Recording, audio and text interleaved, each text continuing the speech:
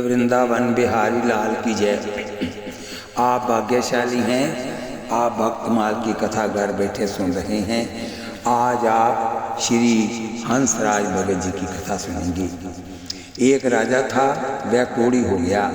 बड़े बड़े वैद्यों ने अनेक उपाय किए, परंतु कुछ भी लाभ नहीं हुआ। हार कर वैद्यों ने कहा कि कहीं से हंसों को मंगवाइए, हंसों को मारकर बनाई हुई दवाई से आपके देह का कुष्ठ अवश्य अच्छा हो जाएगा।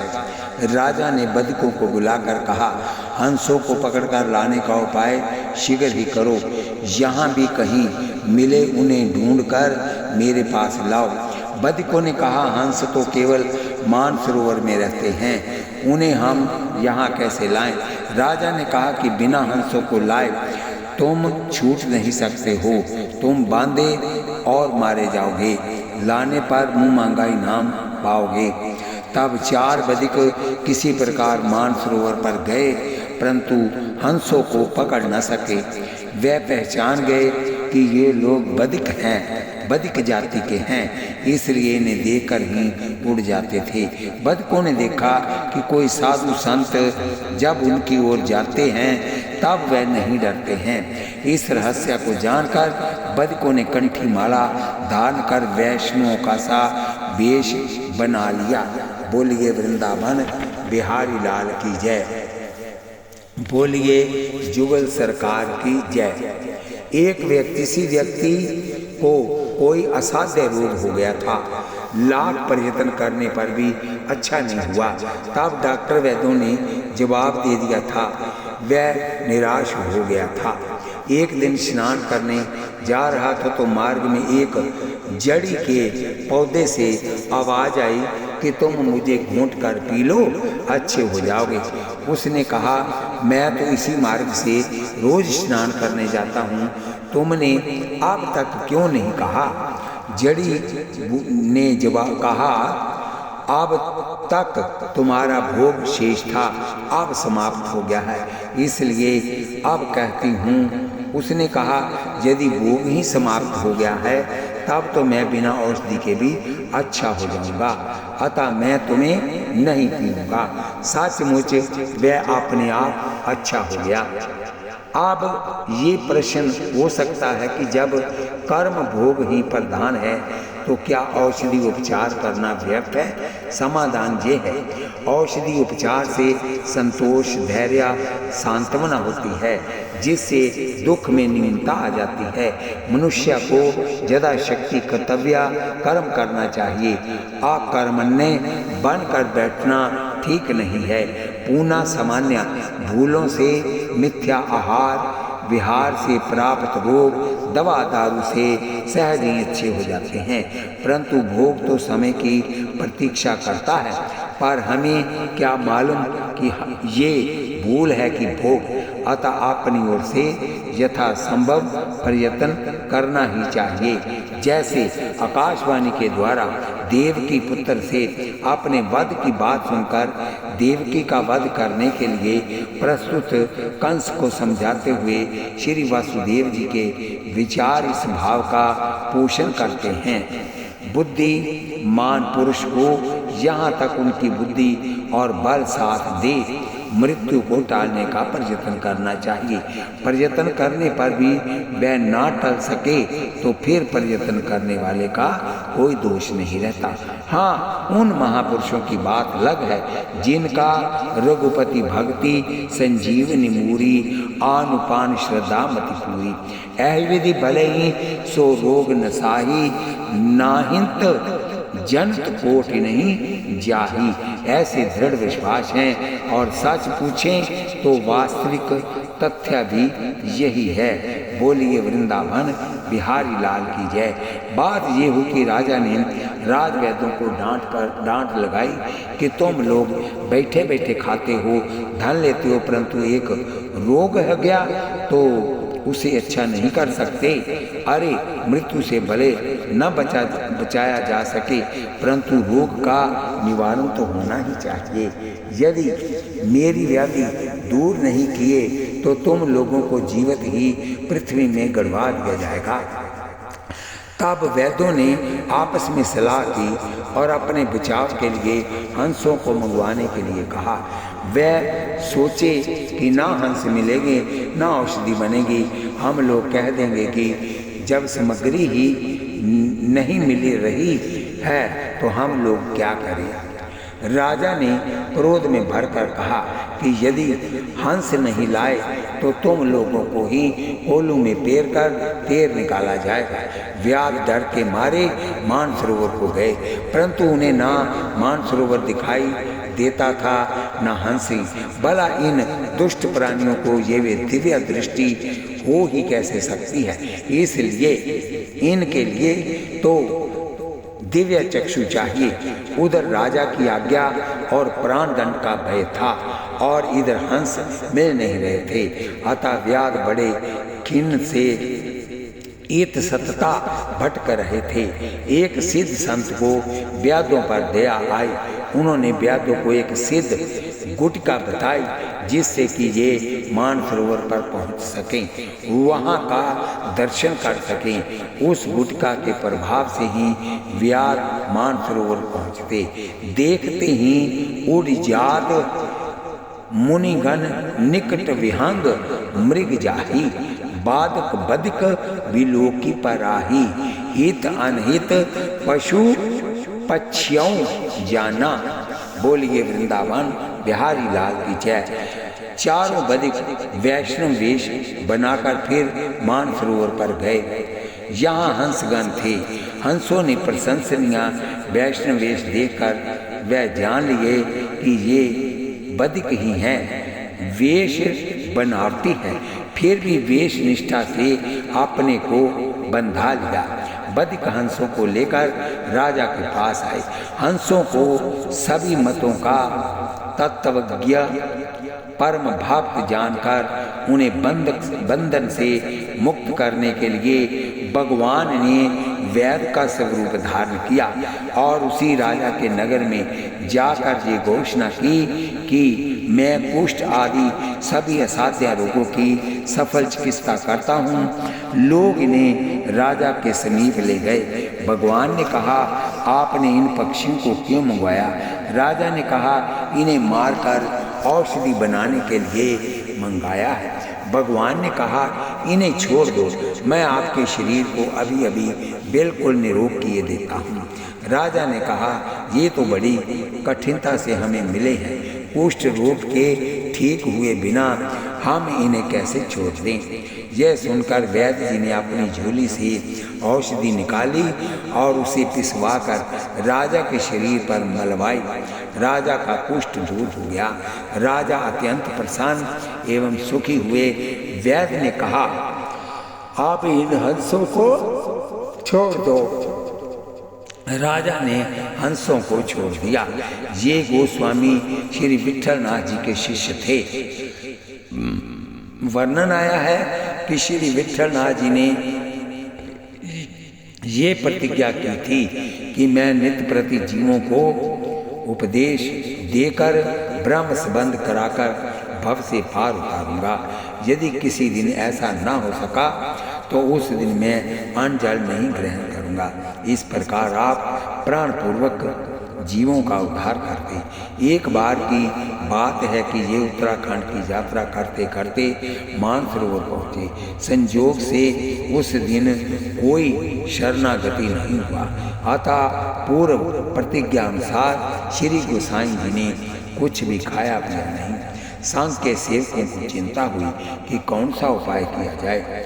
तब तक श्री गोसाई जी की दृष्टि मानसरोवर में विहार करते हुए हंसों पर पड़ी। उन्होंने सेवकों से कहा कि इन्हीं को घेर लाओ, आज इन्हीं उपदेश करेंगे। सेवकों ने ऐसा ही किया। श्री गोसाई जी हंसों को उपदेश देकर बड़े प्रसन्न हुए। हंस भी आज परम हंस श्री गोसाई जी को गुरु रूप में पाकर कृतार्थ हो गए। अब तक वे दूध और जल को अलग अलग करने वाले थे, परंतु अब तो सत का निर्णय करने वाले हो गए। पहले मोती चुगते थे, अब स्वयं जीवन मुक्त हो गए और भगवान के यश रूपी मानसरोवर में गुणगान रूपी मुक्ता चुगने लगे। संत कृपा से हंसों को ये परम दिव्या सुख मिला, अतः उनकी संत वेश में बड़ी निष्ठा हो गई। यही कारण है कि जान के बांधे हुए वो जानबूझकर बांध गए थे। वर्णन आया है कि हंसनी ने हंस को रोका कि ये साधु नहीं है, ये तो बधिक है, इनका विश्वास करना उचित नहीं है। तब हंस ने समझाया, कहे हंस सुन हंसनी, सुन पुरातन साख, बधिक भेद जाने नहीं, पति बाने की राख। ये संत बाना अर्थात वैष्णव वेश अत्यंत प्रशंसनीय है, पूज्य है, आदरणीय है, विश्वसनीय है। इनकी बड़ी महिमा है। यथा बानो बड़ो दयालु को तिलक छाप और माल, जम डर पे काल कहे भय माने भयपाल। राजकन्या और शव पच का तथा कालू धीमर का एक दृष्टांत सुनिए। राजकन्या और शव पच का तथा कालू धीमर का। बोलिए वृंदावन बिहारी लाल की जय। ये भगवान का बाना है, इसका आदर करने से त्रिकाल में हानि नहीं हो सकती, हंसों ने कहा हंसनी से। परंतु यदि प्राणों के लोग वश होकर अनादर करेंगे तो लोक और परलोक दोनों बिगड़ेंगे। शरीर तो नाशवान है ही, यदि वेश निष्ठा में ये निशावर हो जाए तो हमें अपना बड़ा भाग्य समझना चाहिए। भगवान में निष्ठा रखना ये सबका मत है। सेव आज सुख सनकादिक नार, जे मुनि ब्रह्म विचार विशाल। सब कर मत खग नायक इहा, करिए राम पद पंकज निहा। और संतों में निष्ठा होना ये सब मतों का सार है, क्योंकि राम के अधिक राम का दासा। प्रभु वैद को स्वरूपधारी, शास्त्रों में भगवान को वैद भी कहा गया है। बोलिए वृंदावन बिहारी लाल की जय। आयुर्वेद परवक्ताचार्य श्री धन्वंतरी जी भगवदावतार ही हैं। श्री मीरा जी के भी दिल का दर्द सांवरिया वैद से ही दूर होता है।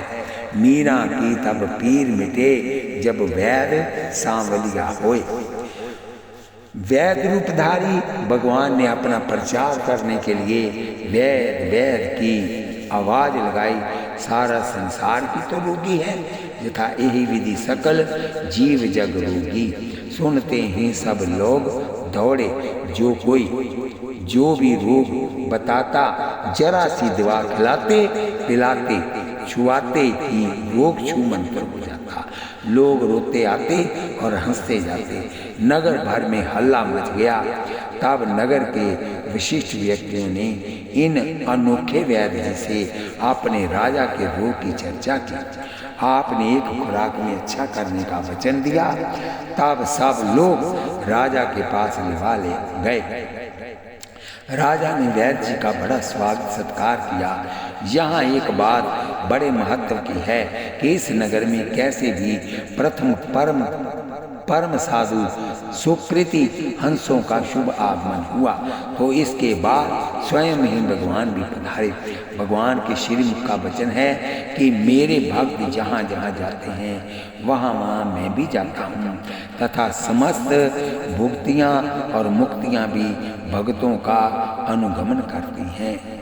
बोलिए वृंदावन बिहारी लाल की जय। नगर निवासियों ने हंस रूप में प्रथम संतों का दर्शन किया, तो इनके फलस्वरूप उन्हें भगवान का भी दर्शन हुआ।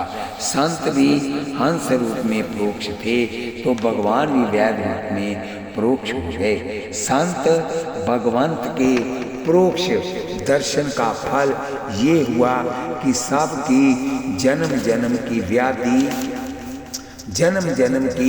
व्याधि दूर हो गई। भगवान ने दवा देकर शारीरिक व्याधि को तो दूर किया ही, सबकी भव व्याधि भी दूर कर दी। वैद्य जी के चमत्कार से देखकर जिन लोगों को कोई रोग नहीं भी था, उन लोगों ने कुछ न कुछ गोली चूरन ले ही लिया।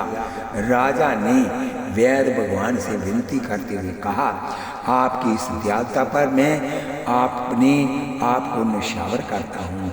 आप कुछ भूमि या गांव मुझसे ले लीजिए।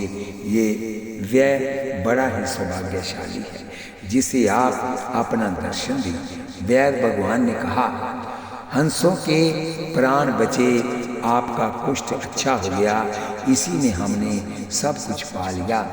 आप यदि मुझे प्रसन्न करना चाहते हो तो भगवान और भगवान के भक्तों की सेवा करो। ऐसा करके परम दुर्लभ मनुष्य जन्म की सफलता प्राप्त करो। राजा ने वैद्य रूपधारी प्रभु की आज्ञा स्वीकार की और संपूर्ण अपने राज्य में ये उपदेश लागू कर दिया कि सभी हरि साधु सेवा करें। इस प्रकार सारे देश में भक्ति का विस्तार हुआ। हंसों की सी वैष्णवता ही सार तत्व है और यही जीवों का कल्याण करने वाली है। अतः इसे सभी जन हृदय में धारण कर लें। इस चरित्र को देखकर बदिकों ने अपने मन में विचारा कि जिस वैष्णव देश का पंक्षियों ने ऐसा विश्वास किया और उसी के फल स्वरूप उनके प्राण भी बच गए, ऐसे वेश को हम मनुष्य होकर अब कैसे छोड़ दें। इस प्रकार वे बदिक सच्चे संत बन गए। उन्होंने वेश का त्याग नहीं किया, उनकी मति भगवान की भक्ति में मगन हो गई। बोलिए वृंदावन बिहारी लाल की जय जय था। उर हार उर सर सरोज पद जेही, अहो भाग्य में देखियो तेही। अहो भाग्य मम अमित अति, राम कृपा सुख पुंज देखो नैन विरंची शिव, सेव्या जुगल पद कंज। मनुष्य जन्म मानव शरीर को देव दुर्लभ कहा गया है। श्री प्रहलाद वाक्या। बोलिए वृंदावन बिहारी लाल की जय। दुर्लभो मनुष्य देहो, देहि नाम शन बंधुरा। बड़े भाग मानुष तन पावा, सुर दुर्लभ सब ग्रंथन गावा। साधन धाम मोक्ष का द्वारा, पाई न यही परलोक सवारा। सो परत्र दुख पावे, सिर दुनि दुनि पछताई। काल ही कर्म ही ईश्वर ही, मिथ्या दोष लगाई। नर तन भाव बारिद कह बेरो, सन्मुख मर्त अनुग्रह मेरो। कर्णधार साध गुरु दृढ़ नावा, दुर्लभ साध सुलभ करि पावा। जो ना करे भव सागर नर समाज, अस पाई सो कृत निंदक मंदमती। आत्महन गति जाय। बोलिए वृंदावन बिहारी लाल की जय। ठीक यही बात श्री मद भागवत जी में भी कही गई है। मनुष्य शरीर समस्त शुभ फलों की प्राप्ति का मूल है, सबसे श्रेष्ठ है और दुर्लभ होते हुए भी सुलभ हो गया है।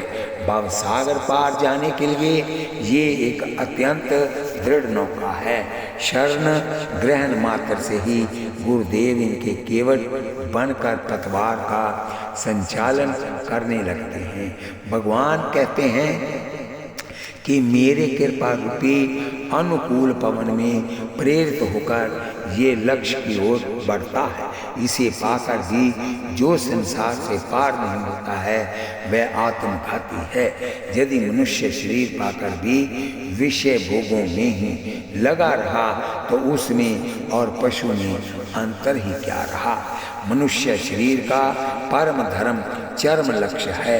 श्री तुलसीदास जी भी कहते हैं, सिया राम स्वरूप अगाध, अनूप विमोचन मीन नीको जल है। श्रुति राम कथा मुख राम को नाम, ये पुनि राम ही को थलु है। मति राम ही सो गति राम ही, सो रति राम सो राम ही को बल है। सबकी न कहे तुलसी के, मते इतनो जग जीवन को फल है। भगवान ने राजा को साक्षात दर्शन देकर बताया कि हंस तुम्हारे पूर्वज हैं। ये भक्त थे, इन्होंने एक बार भूल से एक निरपराध वैश्य को कारागार में बंद कर दिया था। फलता राजा के मूर्ख पुत्र ने राजा को भी कैद में डाल दिया और वह वही मरकर फिर हंस हुए। अधर्मी पुत्र के कृपा के कारण वश में कुष्ठ होता चला आया है। वह कलंक अब मैंने सदा सर्वदा के लिए दूर कर दिया है। परंतु देखो, अब कभी हंसों को मत सताना, नहीं तो धृतराष्ट्र की सी गति होगी। राजा के पूछने पर भगवान ने धृतराष्ट्र के पूर्व जन्म का इतिहास बताया कि वह भी उस जन्म में राजा थे। एक बार उनके बाग में हंस हंसनी आकर बस गए। समय पर हंसनी ने 100 अंडे दिए। एक बार राजा की आंख में पीड़ा हुई तो वैद्यों ने औषधि के लिए हंस के अंडे लाने को कहा। राज कर्मचारियों ने वही अंडे लाकर दिए। इससे औषधि तैयार की गई। राजा की नेत्र पीड़ा दूर हो गई। परंतु जब राजा को इसका पता लगा तो वह बड़े पछताए। पर अब पछताए होत क्या, जब चिड़ियाँ चुग गई खेत।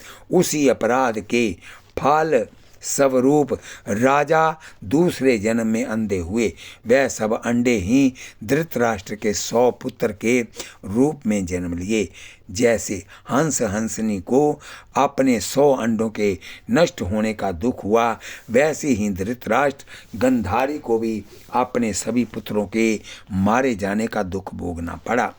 व्यादों ने साधु वेश का चमत्कार देखा कि पशु पक्षी तक इस वेश का आदर करते हैं।